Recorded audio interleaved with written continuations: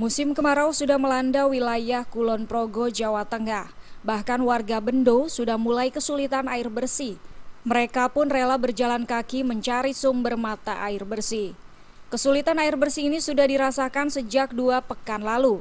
Sumur-sumur warga pun sudah mulai mengering, meski masih ada air namun sudah tak mencukupi lagi untuk keperluan memasak, mencuci maupun mandi.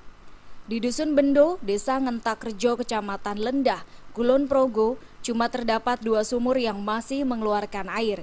Itu pun dipergunakan kurang lebih oleh 20 kepala keluarga. 2 mata air yang belum mengering ini pun terletak di tengah hutan, sehingga mereka terpaksa berjalan kaki menempuh jarak kurang lebih 1 hingga 2 km. Astuti, warga Bendo, mengatakan sudah seminggu ini sumur-sumur milik warga mulai mengering. Warga rela berjalan kaki menempuh jarak kurang lebih 1 km hanya untuk memperoleh 2 hingga 4 dirijen air.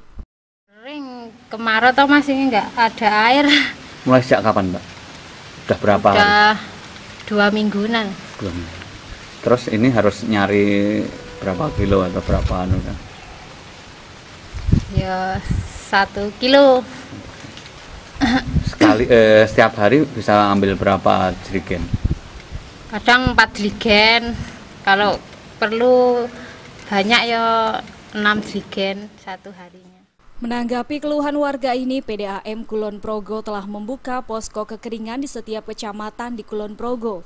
Posko siaga kekeringan ini akan melayani warga yang kesulitan air bersih.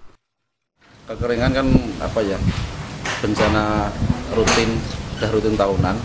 Jadi kita juga sudah bisa memetakan wilayah-wilayah kekeringan, dan mulai awal Juli kemarin kita buka posko siaga kekeringan. Ini ada di 11 unit kita, di 11 unit pelayanan. Dari Kulon Progo, Jawa Tengah, Muhammad Sugeng melaporkan.